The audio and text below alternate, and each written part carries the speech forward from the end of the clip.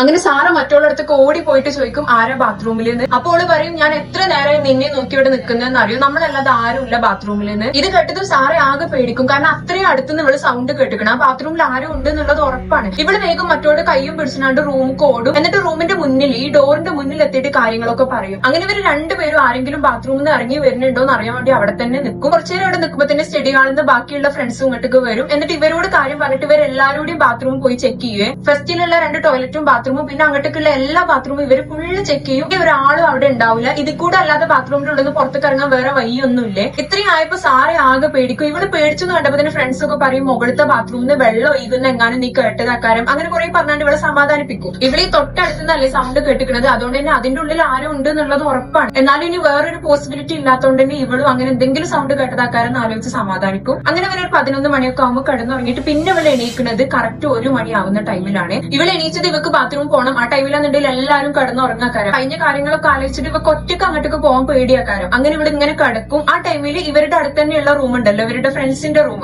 അവിടുത്തെ ഡോർ തുറന്ന് ആരോ പുറത്തേക്ക് ഇറങ്ങി ഡോർ അടക്കുന്ന സൗണ്ട് കേൾക്കും. അപ്പൊ ഇവക്ക് സമാധാനമാവും, ആരോ എണീച്ചല്ലോ എന്ന് വിചാരിച്ചിട്ടുണ്ട്. ഇവളും പുറത്ത് പോയി നോക്കുമ്പോൾ ഇവള് കാണി കൊറിഡോറിന്റെ ലാസ്റ്റിലാണോ ബാത്റൂം ഉള്ളത്. ഈ ബാത്റൂം ജസ്റ്റ് ഇങ്ങനെ തനിയെ അടഞ്ഞങ്ങ് പോകുന്നതാണ് കാണുക. അതായത് ആരോ അതിന്റെ ഉള്ളിലേക്ക് കയറിയെന്ന് ഇവള് കണ്ടില്ല. ആരോ കയറിയിട്ട് വാതിൽ അടച്ചു പോകൂലേ, അത് മാത്രമാണ് കാണുക. ഇത് കണ്ടപ്പോ ഇവക്ക് ഓൾറെഡി പേടിയായി പോയോണ്ട് തന്നെ ആരെങ്കിലും ഒന്ന് കണ്ടിട്ട് ഇറങ്ങാന്ന് വിചാരിച്ചിട്ട് ഇവള് ഈ റൂമിന്റെ മുന്നിൽ തന്നെ നിൽക്കുവേ. അങ്ങനെ ഇവിടെ ഇങ്ങനെ നോക്കി നിൽക്കുമ്പോൾ കുറച്ച് കഴിഞ്ഞിട്ട് ഈ ബാത്റൂമിന്റെ ഡോറ് വൈഡ് ആയിട്ട് ഓപ്പൺ ആവും. എന്നിട്ട് കുറച്ച് കഴിഞ്ഞിട്ട് അതങ്ങ് ക്ലോസ് ആവും. ആരും ഇറങ്ങുന്നില്ല, ആരും വരുന്നു പോണൊന്നുമില്ല.